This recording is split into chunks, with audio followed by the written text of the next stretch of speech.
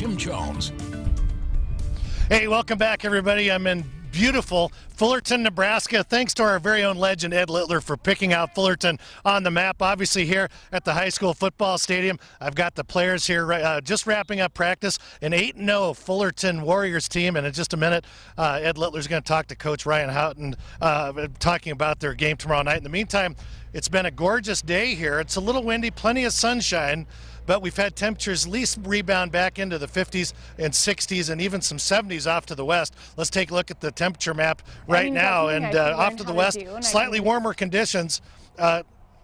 And overall, off to the west, you can see we've got 70s. Here at home, though, we're mostly in the 50s to the north and 60s around the Tri-Cities. Now, the forecast for tonight, luckily, we won't be as chilly as what we were last night. We did make those 20s overnight and even some 30s, but tonight we'll be back around that 40-degree mark, so not quite as bad. Winds will be on the light side, but for tomorrow, well, we're going to have a mix of mostly upper 50s to 60s up to the north, Ainsworth, O'Neill, and Broken Bow and Ord, all in the upper 50s. Central cities will see a low 60. Here down to the southwest, we'll see mostly in the mid 60s with the winds really picking back up tomorrow as well. Plenty of sunshine, though, but we're looking at winds gusting up around 30 miles per hour.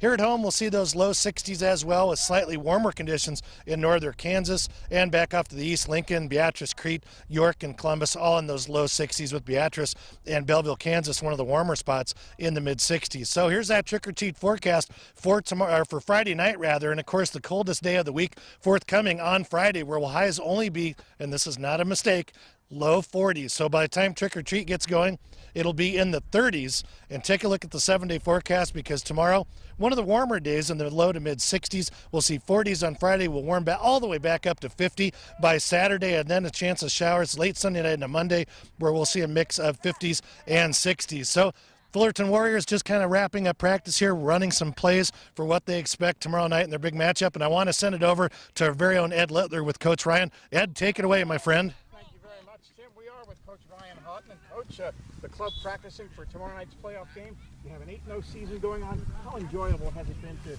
be around these guys this year? Oh, it's very enjoyable. Anytime that you can have some success like we've been having, but then be around a great bunch of kids every day that really want to do well. They've planned to be here. They practice to have this great season. It makes us as coaches' job so enjoyable to be around a great bunch of kids like this day in and day out. And how about the game tomorrow night? You entertain the Southern Sailors who come in here from western Nebraska. A quick scouting report on them. Well, I know the Sailors have a great, tradition out there, and they've won a lot of ball games in the past. We know that they've got a young bunch. They've got some good skills players and some good size up front.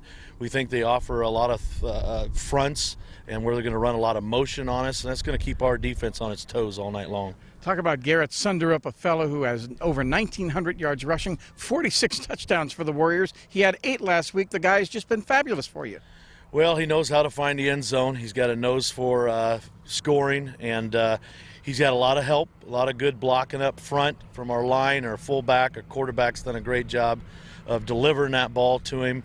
But he's a very elusive back, one in a career type of a guy that I'm fortunate enough to coach day in and day out. Well, hopefully he'll find the end zone for you many times tomorrow night. You bet. I have a feeling that he might find it a time or two. All right, back in with Tim Jones. And Tim, here with the coach, here with the players, here with the cheerleaders. Good to be here, I'll tell you that much. Yeah, and who would have thought, speaking about fate now, it's kind of a fateful season for you, 8-0 as you've been talking about. And of course, not this time yesterday, not even this time, or last week rather, last Wednesday, Ed Littler points at a map. I've got him blindfolded with the state of Nebraska map, and he points out Fullerton. How cool is that? That's very cool. I'm glad you've got a good nose for the center of the state and put it right down on Fullerton. We're just thrilled to have you guys and our football team. This means a lot also to have this attention that's brought forth, and it's great for the community. No question about that. The first ever Tim and Ed hit the road, and so you can always remember the first one we ever did was here in Fullerton.